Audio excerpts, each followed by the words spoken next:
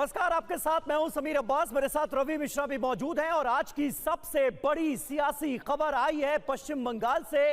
और न सिर्फ आज की बल्कि बीते 3 दशकों की यह सबसे बड़ी सियासी खबर है। पश्चिम बंगाल में बनने जा रही है भारतीय जनता पार्टी की सरकार, वो भी बम्पर बहुमत के साथ। आप जरा टीवी 9 भारतवर्ष की स्क्रीन एक बार देखिए, 96 पर पहुंचती नजर आ रही है टीएमसी, 2 डिजिट में सिमट गई है। और बीजेपी कहां पहुंच गई है? 191। ये बहुत बड़ा उलटफेर है रवि।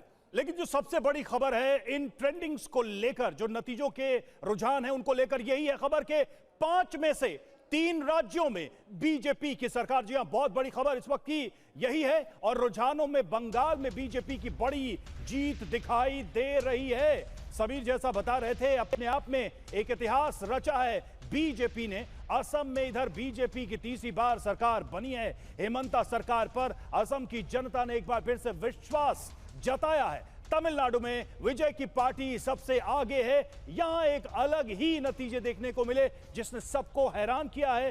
पुडुचेरी में भी फिर से एनडीए की सरकार बनती दिखाई दे रही है। तो अब तक के रुझानों से जो बड़ी खबरें निकल कर आई हैं हार जीत को लेकर या बढ़त को लेकर, वो आपके सामने। 5 में से 3 जगहों पर बीजेपी की सरकार बनने जा रही है। रुझान ऐसा कह रहे हैं।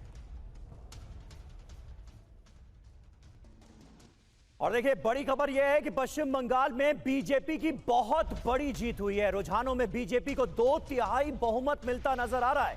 बीजेपी की 196 सीटों पर अब बढ़त हो गई है। ये ताजा अपडेट सामने आ रही है। स्क्रीन पर जो टैली है उसमें आपको 192 का आंकड़ा दिख रहा है। टीएमसी 93 सीटों पर, 93 सीटों पर आगे चल रही है। यानी टीएमसी की सीटें घट रही हैं और बीजेपी की सीटें बढ़ने का सिलसिला थमने का नाम नहीं ले रहा है। तो ये एक बहुत बड़ी तस्वीर उभरती हुई नजर आ रही है। पश्चिम बंगाल में बहुत बड़ा उलटफेर करने में भारतीय जनता पार्टी कामयाब रही है और बीजेपी के कई नेता मान रहे हैं कि जो मिला है वो उम्मीद से भी ज्यादा है। टीएमसी के लिए, ममता बनर्जी के लिए बहुत बड़ा झटका, क्योंकि चौथी बार ममता सरकार बनेगी। टीएमसी की तरफ से ये दावे किए जा रहे थे, लेकिन ऐसा हुआ नहीं है। पश्चिम बंगाल में इतिहास बना है और पहली बार भारतीय जनता पार्टी की सरकार बनी। बिल्कुल, और इतिहास इसलिए भी है कि क्योंकि पिछली बार जो प्रदर्शन बीजेपी के था उसमें भी अनुमान किए जा रहे थे बीजेपी पिछड़ गई, लेकिन इस बार वो लाइन जो अंदाजा था उसको भी क्रॉस करती बीजेपी दिखाई दे रही है। और देखिए इधर खबर यह कि शुभेंदु अधिकारी नंदीग्राम सीट से आगे चल रहे हैं। 8702 वोटों से आगे चल रहे हैं शुभेंदु, ये जानकारी सामने आ रही है। नंदीग्राम में अब तक 7वें राउंड की वोटों की गिनती हुई है। बीजेपी का एक प्रमुख चेहरा पश्चिम बंगाल के चुनाव में, और वो इस वक्त जो जानकारी हम आपको दे रहे हैं, 7वें राउंड की वोटों की गिनती हुई है। 8702 वोटों से शुभेंदु चल रहे हैं आगे।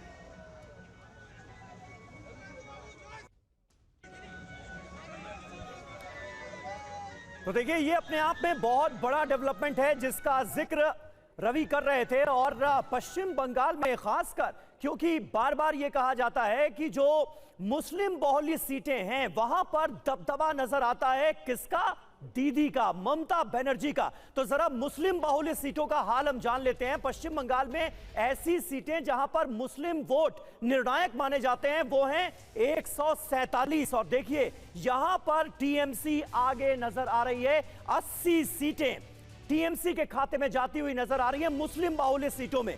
लेकिन खास बात यह है कि इन 147 सीटों पर भी बीजेपी ने अच्छा परफॉर्म किया है और 60 सीटें रवि यहां पर भी भारतीय जनता पार्टी हासिल करने में कामयाब हुई है।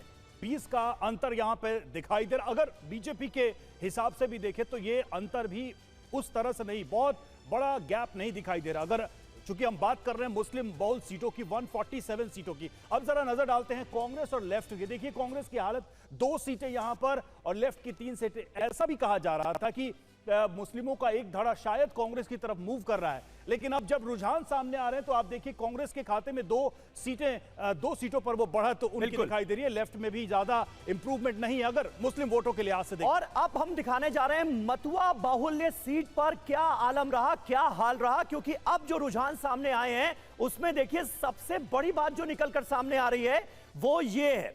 वो ये नहीं है, वो ये है। बीजेपी की 42 सीटें, मतवा बाहुल्य सीटें हैं ये, जहां पर मतवा वोट बैंक। और मतवा समुदाय कौन है, पहले तो ये जान लीजिए कि ये एससी में आता है। दूसरी सबसे बड़ी बात ये कि बांग्लादेश से जो हिंदू शरणार्थी आए हुए हैं पश्चिम बंगाल में, उन्हें मतवा कहा जाता है। और माना यह जा रहा था कि इस बार रवि ये बीजेपी से नाराज है, पिछले बार के चुनावों में ये बीजेपी के साथ था, इस बार नाराज हो गया। लेकिन तस्वीर जो बता रही है वो ये है कि सारी नाराजगी को प्रधानमंत्री नरेंद्र मोदी के उन वादों ने दूर कर दिया। मतवा कम्युनिटी एक बार फिर बीजेपी के साथ 42 सीटों के साथ। और समीर, अमित शाह ने भी बहुत जोर देके कहा था कि नतीजों के बाद सीए का जो प्रोसेस है पश्चिम बंगाल में, उसे हम तेज करेंगे। क्या उसका ये इंपैक्ट है, ये आगे और चीजें जब सामने आएंगी तो पता चलेगा। बाकी की भी देख लेते हैं। कांग्रेस 0, लेफ्ट 2, एआईएम 0 और अदर्स भी 0, यानी कुल मिलाकर मतुआ वोट का डिवीजन समीर जो रहा है वो टीएमसी और बीजेपी के बीच ही रहा है, बीच ही दिखाई दिया। बिल्कुल, और मतुआ बाहुल्य सीटों में भी बीजेपी अपना दबदबा बरकरार रखती हुई नजर आई है। ये अपने आप में बड़ी बात है।